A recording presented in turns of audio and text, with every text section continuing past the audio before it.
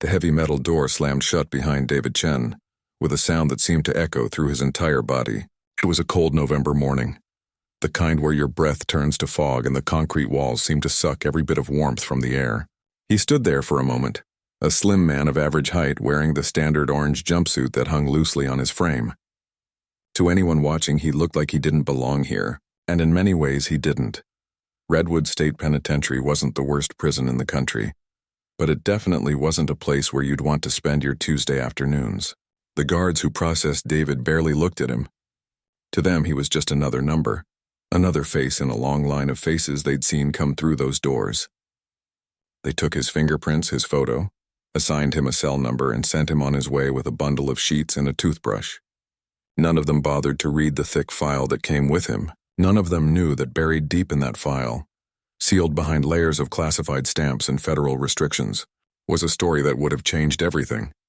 The walk to his cell block felt like walking through a gauntlet. Eyes followed him from every direction. Inmates pressed against the bars of their cells, sizing him up like wolves watching a deer wander into their territory. Some whispered to each other. Others just stared with dead, calculating eyes. David kept his gaze forward, his steps measured and calm. He didn't look scared. He didn't look tough either. He just looked present, like he was exactly where he needed to be, doing exactly what he needed to do. His cellmate was a guy named Tommy, a middle-aged man serving time for check fraud. Tommy was harmless enough, one of those people who just made bad decisions when times got hard. He looked at David with a mixture of curiosity and concern when the guards locked them in together. "First time inside?" Tommy asked, sitting on his bunk. "Yeah," David replied, setting his things down on the thin mattress that would be his bed for the foreseeable future. "Word of advice," Tommy said, lowering his voice. "Keep your head down. Don't look at anyone too long. Don't take anything from anyone. And whatever you do, stay away from the guys with the lightning bolt tattoos. They run things around here and they don't like new people." David nodded, filing away the information. "Thanks, I appreciate it." By lunchtime, the word had already spread. There was fresh meat in cell block C. A white-collar guy probably did some accounting fraud or insider trading. Soft hands, quiet voice, the kind of person who'd never thrown a punch in his life. At least that's what everyone thought. The cafeteria was exactly what you'd imagine a prison cafeteria to be. Long metal tables bolted to the floor, the smell of overcooked food and industrial cleaner hanging in the air, and the constant noise of hundreds of men talking, laughing, arguing. David moved through the line, taking whatever they put on his tray without complaint. He found an empty spot at the end of a table and sat down. That's when he noticed them. 3 men at a table across the room watching him. The one in the middle was massive, built like he'd spent every day of his adult life in a weight room. His name was Vincent Pike, though everyone just called him Pike. The lightning bolt tattoo on his neck marked him as someone important in the prison hierarchy. The 2 men with him were younger, eager, the kind who were always looking to prove themselves. Pike leaned over and said something to his companions. They all laughed, their eyes never leaving David. It was the kind of attention you didn't want in a place like this. David ate his meal slowly, aware of everything happening around him. He noticed the guard stations, the exits, the patterns of movement. He noticed which inmates kept to themselves and which ones were always in the middle of something. Most importantly, he noticed an older man sitting 2 tables over, a Latino guy with gray in his hair and a scar running down his left cheek. This man, Rodriguez, was watching David too, but differently. There was recognition in his eyes, like he was seeing something others weren't. After lunch, David had his first taste of yard time. The recreation area was a concrete expanse surrounded by 20-foot walls topped with razor wire. Some inmates played basketball, others lifted weights, and many just stood in groups talking and conducting whatever business needed conducting in a place like this. David walked the perimeter, slow and steady, getting a feel for the space. He could feel the attention on him. The whispers, the sideways glances. In prison, being the new guy was like having a target painted on your back. Everyone wanted to see what you were made of. Everyone wanted to know if you'd fold under pressure or stand your ground. It was a test that every new inmate had to face one way or another. Tommy found him near the basketball court. "Look, man," he said, keeping his voice low. "I know I said to keep your head down, but I need to warn you. Pike and his crew, they've been talking about you. They always go after the new guys, especially ones who look like they've got something to lose. What do they usually do? David asked calmly. They'll come at you, demand protection money or commissary privileges. If you don't give it to them, things get ugly. Most people just pay up. It's easier that way. David nodded slowly. Thanks for the heads up, Tommy. As the sun began to set and the temperature dropped even further, the inmates started filing back inside. David took one last look around the yard, his mind cataloging every detail, every face, every potential scenario. He knew what was coming. He'd known from the moment he walked through those doors. The only question was when. That night, lying on his bunk in the darkness, listening to the sounds of the prison around him, David thought about the choices that had led him here. He thought about the operations he'd run in places most people couldn't find on a map. He thought about the skills he'd developed over years of training and combat. And he thought about the irony of ending up in a place like this, surrounded by people who had no idea who he really was or what he was capable of. Tomorrow would be his third day. In his experience, that's when things usually happened. People got comfortable, patterns emerged, and opportunities presented themselves. He closed his eyes, his breathing slow and even, his body relaxed but his mind alert. Whatever was coming, he'd be ready for it. In the cell next door, someone was crying softly. Down the hall, 2 inmates were arguing about a card game. The fluorescent lights in the corridor hummed steadily. And somewhere in the building, Pike was planning his welcome for the new fish in cell block C, completely unaware that he was about to make the biggest mistake of his prison career. The morning of David's third day started like any other. Breakfast was the same tasteless oatmeal and weak coffee. The guards did their count. The fluorescent lights buzzed overhead.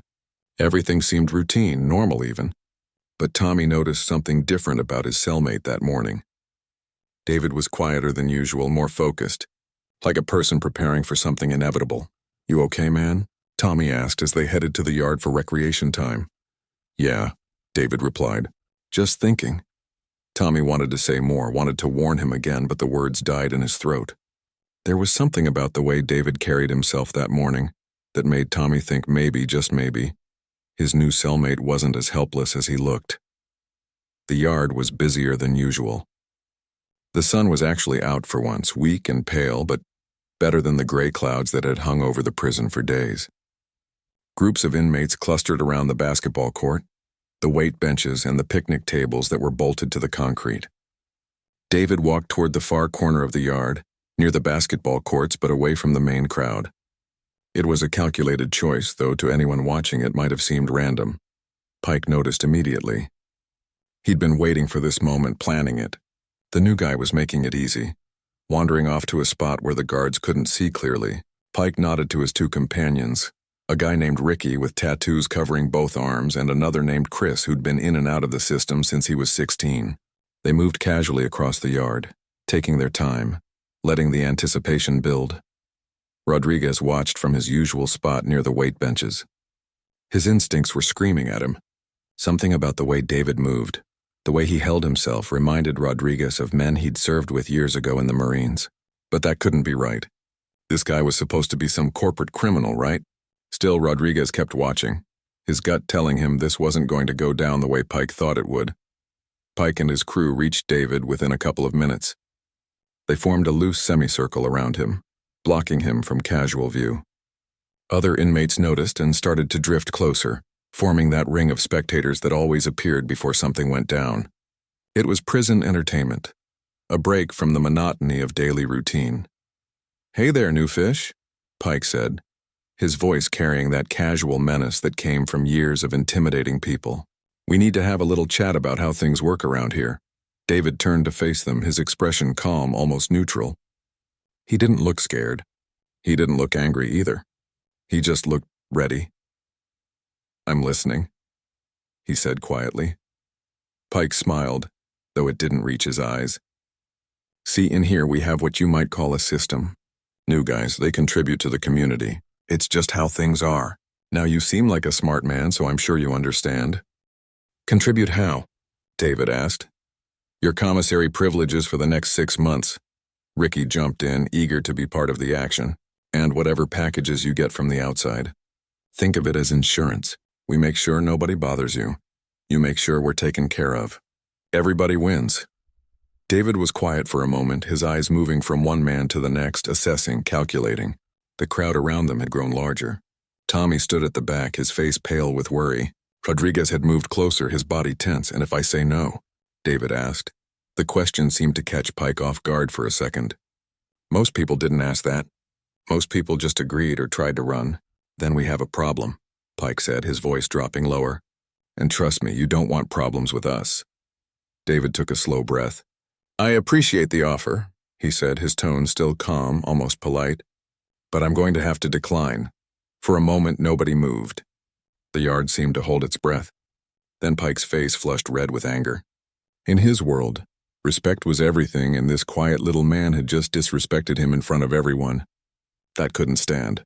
"Wrong answer," Pike growled, and his fist came flying toward David's face. What happened next would be talked about in Redwood State Penitentiary for years to come.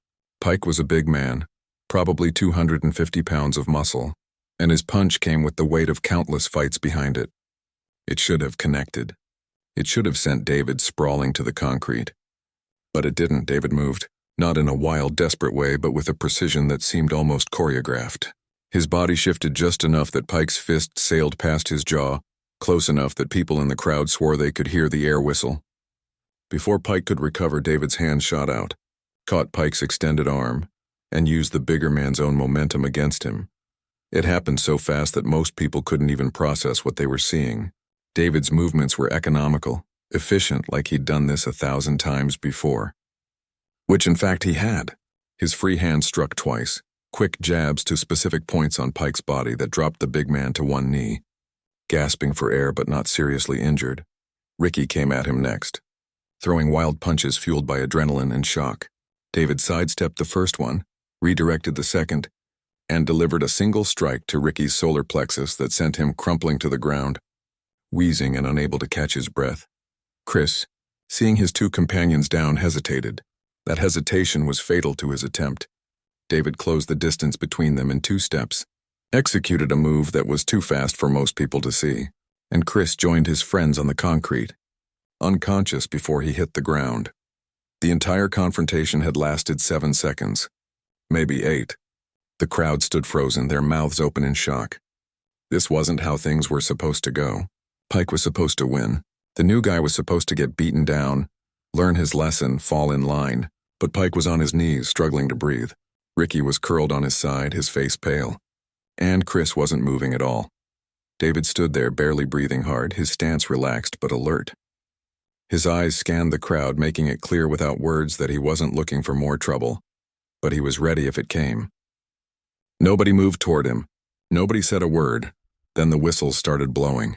Guards came running from all directions, their boots pounding on the concrete. The crowd scattered like birds, inmates melting away to avoid being caught up in whatever punishment was coming. David didn't run. He simply raised his hands slowly, showing he wasn't a threat, and waited. Rodriguez stood at the edge of the dispersing crowd, shaking his head slowly. He'd been right. He'd seen that fighting style before in training yards and combat zones. Whoever David Chen really was, he definitely wasn't just some white-collar criminal who'd never been in a fight. As the guards swarmed David, forcing him to the ground and cuffing his hands behind his back, he remained calm and compliant. Pike was being helped to his feet by medical staff who'd rushed onto the yard. The big man looked confused, hurt, and most of all shocked. He'd been in dozens of fights in his life. He'd never lost one in under 10 seconds before.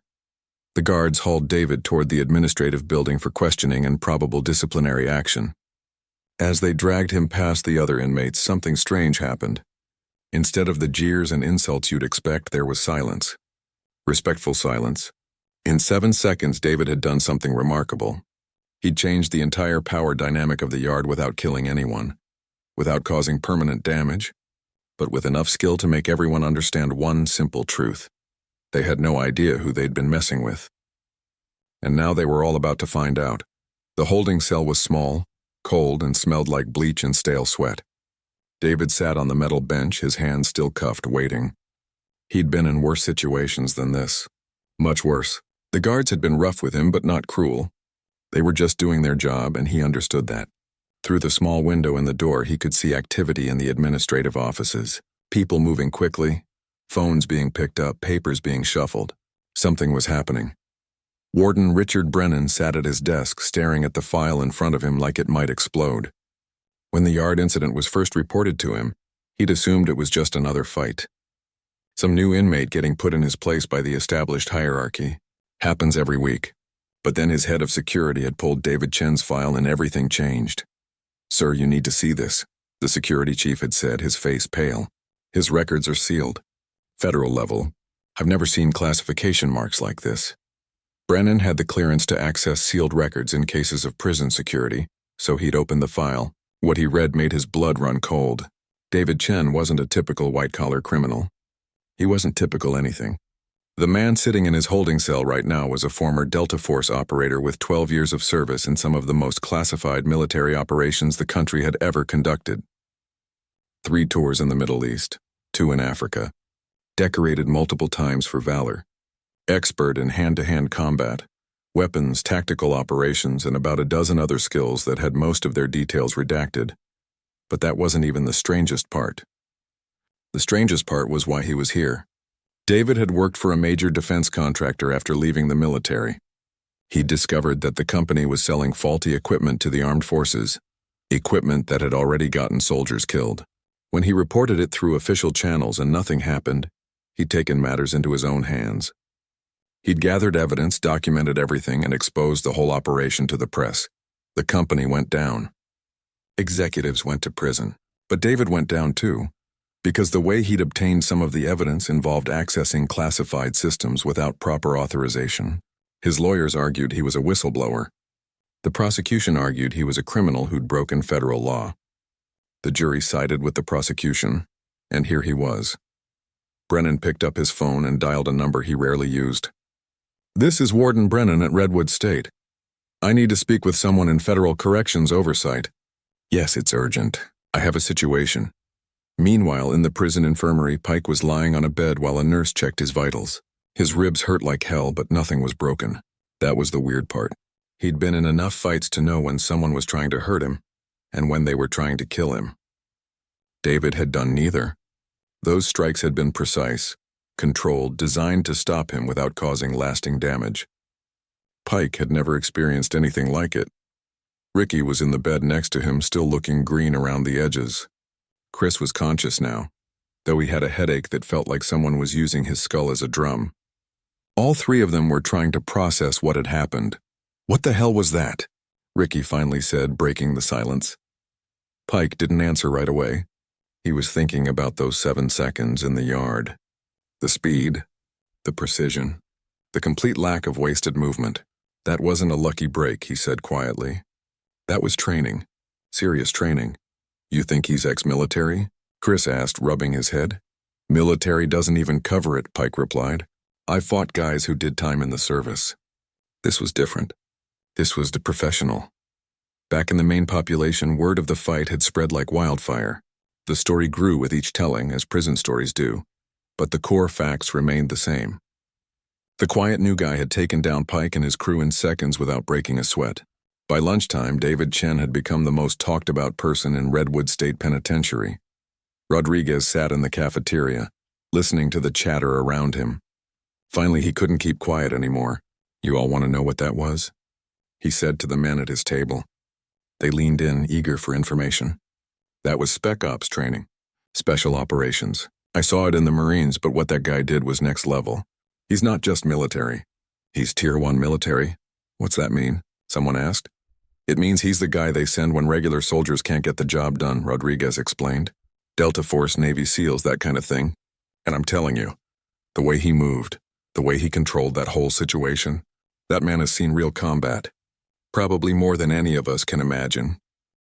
The information spread through the prison faster than the original story. Within hours, everyone knew. The quiet guy in cell block C wasn't some soft corporate type. He was a legitimate warrior who'd been put here by some quirk of the justice system. The whole dynamic of the prison shifted. People who'd been planning to test the new guy suddenly had second thoughts. Others who'd written him off as weak were reevaluating everything. Tommy sat on his bunk, his mind racing. He'd been sharing a cell with this guy for 3 days, and he'd had no idea. David had been polite, quiet, normal. Not once had he acted tough or tried to intimidate anyone. And yet he'd just taken down 3 of the most dangerous guys in the prison like it was nothing. In the holding cell, David remained calm and patient. He knew they were reading his file right now. He knew what would happen next. There would be questions, concerns, probably some fear from the administration about having someone with his skills in general population, but he also knew something else. He hadn't wanted to fight in the yard. He'd tried to decline politely, tried to walk away from the confrontation. They'd forced his hand. The door to the holding cell opened. Warden Brennan walked in, accompanied by 2 guards. He looked at David with a mixture of confusion and grudging respect. "Mr. Chen," he said, sitting down across from him. "We need to talk." "Yes, sir," David replied. "I've read your file, your real file, and I have to say I'm trying to understand how someone with your background ends up in my prison." David nodded. "It's a long story, Warden. But I can tell you this. I didn't come here looking for trouble. What happened in the yard, I didn't want that. They gave me a choice between submission or violence. I chose the option that would end things quickest with the least amount of harm." Brennan studied him for a long moment. "You could have killed those men?" "Yes, sir, I could have. But they didn't deserve to die. They just needed to understand that I wasn't going to be pushed around. And now the whole prison knows what you are," Brennan said. "Do you have any idea what kind of situation that creates for me?" "For you?" David met his eyes. "I imagine it creates an opportunity, sir." "An opportunity for what?" "For things to be different. Better, maybe. I'm not looking to run this place or start some kind of war. I just want to do my time quietly and get out. But if me being here means that some of the weaker inmates don't get victimized, if it means there's a little less violence because people think twice before starting something, then maybe my being here isn't entirely a bad thing." Brennan leaned back in his chair, considering. This wasn't how these conversations usually went. Most inmates who got into fights made excuses, blamed others, promised it would never happen again while already planning their next move. David was different. He was taking responsibility while also making it clear he wouldn't be a victim. "What am I supposed to do with you?" Brennan finally asked. "Put me back in general population," David said. "Let me finish my sentence in peace. I promise you, Warden, I'm not here to cause problems, but I won't be anyone's target either." Brennan stood up, walked to the door, then turned back. "Against my better judgment, I'm going to do that. But understand this, Mr. Chen. You're going to be watched. Every move you make, every conversation you have. If I even think you're organizing something or using your skills to cause trouble, you'll be in solitary so fast your head will spin." "Understood, sir." "That won't be necessary." As Brennan left, David allowed himself a small breath of relief. The worst was over. Now came the hard part. Living in a place where everyone knew what he was capable of, where his past had been exposed, and where the careful balance of prison politics had just been turned upside down. Tomorrow, when he went back to his cell, everything would be different. And in the infirmary, Pike made a decision that would surprise everyone, including himself. He was going to talk to David Chen, not to fight him, not to threaten him, but to understand him, because in 12 years of being locked up, Pike had never met anyone quite like this. And something told him there was more to learn from this quiet man than from 1,000 fights in the yard. When David returned to general population the next morning, the atmosphere in cell block C had completely changed. The usual noise and chaos were replaced by something quieter, more watchful. Inmates who would normally be loud and aggressive kept their distance. Groups that usually crowded the common areas gave him space. It wasn't fear exactly, though there was some of that. It was respect, earned in the most direct way possible. Tommy was relieved to see his cellmate back. "Man, I thought they were going to throw you in the hole for sure," he said as David unpacked the few belongings he'd been allowed to take with him. "They considered it," David replied. "But the warden and I came to an understanding." "An understanding? What kind of understanding?" David sat on his bunk, choosing his words carefully. "I stay out of trouble, don't cause problems, and in return, I get to finish my sentence in peace. Simple as that." What happened over the next few weeks was anything but simple. The incident in the yard had created ripples that spread through every corner of the prison. The first major change came 3 days after David's return, when Pike showed up at his cell during free time. Tommy nearly had a heart attack when he saw the big man standing in their doorway. "Can we talk?" Pike asked, his voice missing its usual edge of menace. David stood up slowly. "Sure, here or somewhere else?" The library's quiet this time of day. They walked together through the corridor, and every inmate they passed did a double take. Pike and the new guy walking side by side like they were old friends. It didn't make sense. The prison library was a small room with outdated books and a few tables. Only a handful of inmates ever used it. When they arrived, it was empty except for the librarian, an older guard named Peterson who'd been working at Redwood for 20 years. Pike sat down heavily, wincing slightly. His ribs were still sore. "I wanted to say something," he started, then paused like the words were hard to find. "What you did in the yard, you could have really hurt us. Could have put us in the hospital for weeks, but you didn't." David waited, letting Pike work through whatever he needed to say. "I've been locked up for 12 years," Pike continued, "and in that time I've seen a lot of violence. Most guys, when they fight, they're trying to hurt you as bad as they can. But you stopped us without breaking us. I've been thinking about that. About why you'd do it that way. Because you didn't deserve worse," David said simply. "You were testing me, establishing dominance. It's what happens in places like this, I get it. But that doesn't mean I needed to destroy you to make my point." Pike looked at him for a long moment. "Rodriguez says you're special forces. Says you've probably done things most of us can't even imagine." "I did my job, same as anyone else who served." "No," Pike shook his head. "Not the same. I was Army, regular infantry before I ended up here. What you did, that's not regular Army. That's something else entirely." David didn't confirm or deny it. He just waited. "Look," Pike said, leaning forward, "I run things on this block. Or at least I did. And I'm not stupid enough to think that hasn't changed. But I'm also not stupid enough to keep fighting a battle I can't win. So here's what I'm thinking. You don't want trouble. I can respect that. And maybe, just maybe, having you around could make things better for everyone." "Better how?" "There's a lot of ugliness in here," Pike said quietly. "Guys who prey on the weak. Violence for no reason. I'm not gonna pretend I'm a saint, but even I have lines I don't cross. Maybe with you here, some of that ugliness stops." Over the following week, something remarkable happened at Redwood State Penitentiary. David didn't seek out leadership or try to take over. He just existed, going about his daily routine, and somehow that was enough. When a group of inmates tried to shake down a young kid who'd just arrived, scared out of his mind, David simply walked over and stood next to the kid. The would-be bullies took one look at him and walked away. No threats needed. No violence required. Just presence. Rodriguez became something of a friend, or as close to a friend as you could have in prison. They'd talk during yard time about their service, though David kept most of the details vague. Rodriguez understood. Some things you just didn't talk about, even years later. But they connected over that shared experience, that understanding of what it meant to serve and sacrifice. David started teaching basic self-defense during recreation time. Not the advanced stuff he knew, but simple, practical techniques that could help someone avoid being a victim.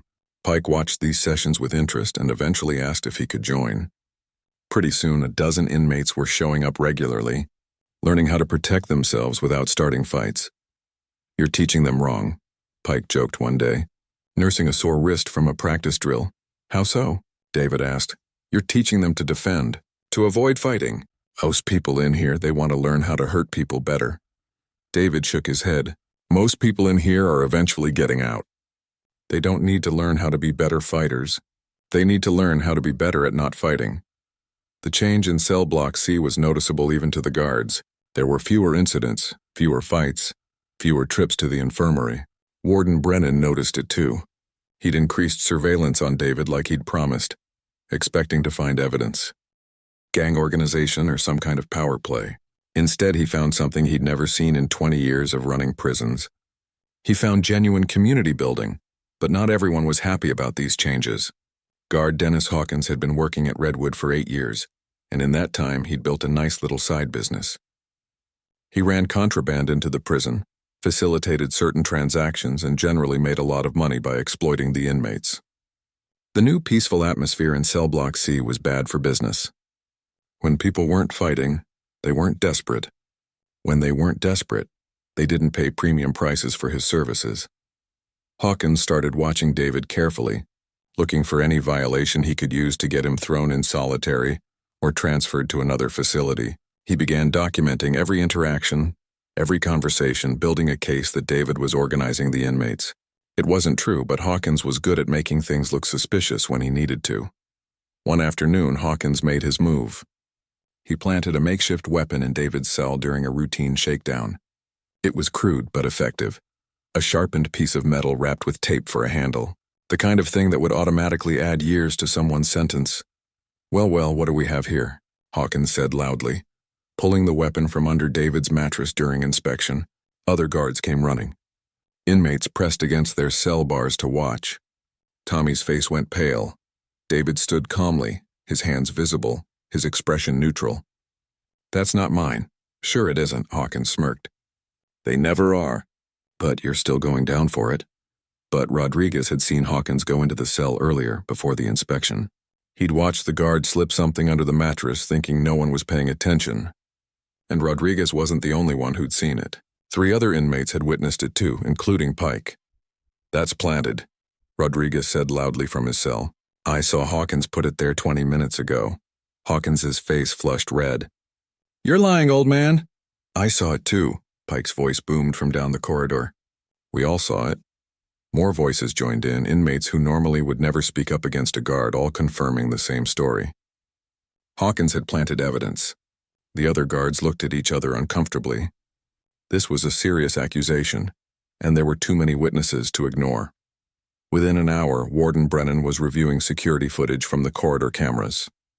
The footage clearly showed Hawkins entering David's cell outside of normal procedures, staying for 2 minutes and then returning later with other guards for the random inspection. The evidence was damning.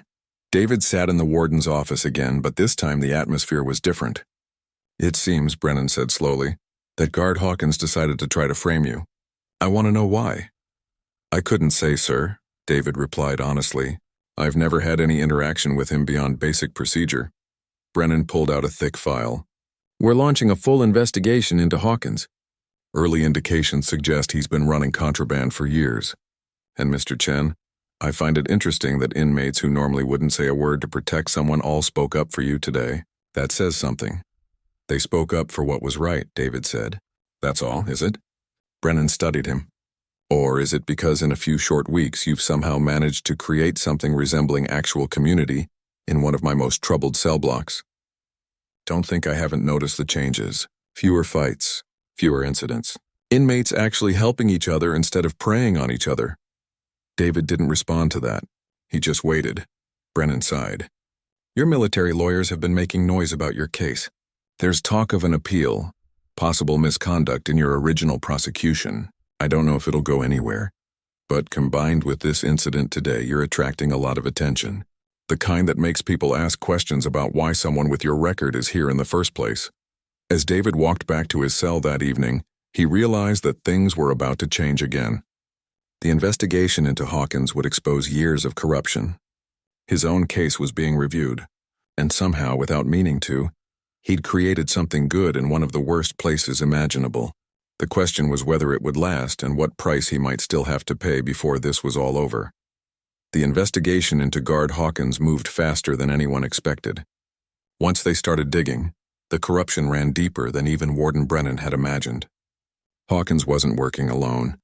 He had connections with 3 other guards and had been running contraband, taking bribes, and facilitating illegal activity inside Redwood for nearly 6 years. The evidence was overwhelming. Within 2 weeks, Hawkins and his associates were arrested, and federal investigators descended on the prison like a storm. David watched it all unfold from his cell, knowing that his presence had been the catalyst but trying to stay out of the spotlight. It didn't work. News media picked up the story. A decorated war veteran, imprisoned for exposing corporate corruption, had somehow triggered the exposure of a massive prison corruption scheme. Reporters wanted interviews. His case file was being reviewed by civil rights organizations, and his military lawyers, who'd been fighting his appeal for months, suddenly had momentum. You're going to be famous when you get out of here, Tommy said one evening, reading a newspaper article about the investigation. They're calling you a hero. I'm not a hero, David replied quietly. I just did what anyone should do. Stand up for what's right. Yeah, but most people don't. That's what makes it special. The changes in Cell Block C continued even as the investigation raged around them. David's self-defense classes had grown to include almost 30 regular participants. Pike had become something of an assistant instructor, helping the newer inmates learn the basics. The big man had discovered something surprising about himself. He liked teaching. He liked helping people feel safer instead of making them feel afraid. One afternoon during yard time, a young inmate named Kevin approached David nervously. Kevin was 22, skinny, with glasses that made him look even younger. He'd been at Redwood for 3 months and had been keeping his head down, trying to stay invisible. "Mr. Chen?" Kevin said quietly. "Can I ask you something?" "Sure, Kevin, and just call me David. How do you do it?" "Stay calm, I mean. Everything that's happened, all the attention, the investigation, and you just seem so normal." David thought about the question for a moment. "I learned a long time ago that you can't control what happens around you. You can only control how you respond to it. Staying calm isn't about not feeling stress or fear. It's about not letting those feelings control your actions." "I'm scared all the time in here," Kevin admitted. "Every day. I don't know how I'm going to make it through my sentence." "Come to the self-defense classes," David said. "Not just to learn how to protect yourself physically, but to learn confidence. Most bullies in here prey on fear. When you stop showing fear, you stop being a target." Kevin nodded slowly. "Okay, I'll try." 6 months after David's arrival at Redwood, something happened that would change everything. A federal judge agreed to review his case based on new evidence of prosecutorial misconduct. The original prosecutor had withheld evidence that would have supported David's whistleblower defense. They'd also pressured witnesses and misrepresented key facts to the jury. The whole case was built on shaky ground, and now it was crumbling. David's lawyer, a tough woman named Barbara Mitchell who'd been fighting for him since day one, came to visit him with news. "We're going to win this," she said, barely containing her excitement. "The judge is going to overturn your conviction. It's just a matter of time now." "How much time?" David asked. "Weeks, maybe a month. But David, you're getting out. And when you do, this story is going to be everywhere. What you did at the defense contractor, what happened here at Redwood, all of it. You're going to have opportunities." David nodded, but his mind was on the men he'd be leaving behind. Pike, Rodriguez, Tommy, Kevin, and dozens of others who'd become something like family in this strange, difficult place. "What about them?" he asked quietly. Barbara understood immediately. "The reform you've started here, it's not going to disappear when you leave. The warden is already implementing new programs based on what worked in your cell block. Conflict resolution classes, peer mentoring, better mental health resources. You've shown them a different way." The day David's conviction was officially overturned was surreal. Warden Brennan called him to his office personally to deliver the news. "You're a free man, Mr. Chen. Or you will be as soon as we process your release. That'll take about 6 hours." "Thank you, sir," David said. Brennan stood up and extended his hand. "I want you to know something. When you first arrived here, I saw you as just another inmate.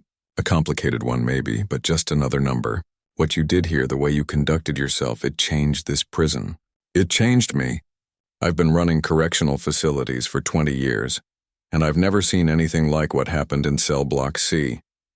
You gave these men dignity and purpose. That's rare. That's valuable." As word spread through the prison that David was being released, something extraordinary began to happen. Inmates from every cell block asked permission to line the main corridor as he walked out. It was an unprecedented request, and Brennan hesitated before agreeing. Security would be tight, but he understood the significance. At 3 o'clock that afternoon, David Chen walked down the main corridor of Redwood State Penitentiary for the last time. On both sides, behind bars and security barriers, hundreds of inmates stood in respectful silence. Some nodded. Others placed their fists over their hearts in a gesture of respect. A few called out words of encouragement and thanks. Pike stood at the front of the crowd from Cell Block C, his massive frame somehow looking less intimidating than it had 6 months ago. "Thank you," he said simply as David passed, "for showing me there's another way." Rodriguez stood next to him, his weathered face creased with a genuine smile. "Stay strong out there, brother." Tommy was crying unashamedly, waving goodbye to the best cellmate he'd ever had. Kevin stood tall, his shoulders back, looking more confident than he had in months. David stopped walking for just a moment, taking it all in. These men, criminals and outcasts that society had locked away and forgotten, standing together in unity and respect. He'd come to this place as a prisoner, but he was leaving as something else entirely. A teacher, a leader, a symbol that change was possible even in the darkest places. "Keep looking out for each other," he called out, his voice carrying down the corridor. "Keep learning. Keep growing.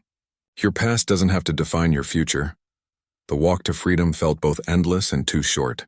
When David finally stepped through the main gate into the parking lot, the afternoon sun hit his face for the first time in 14 months.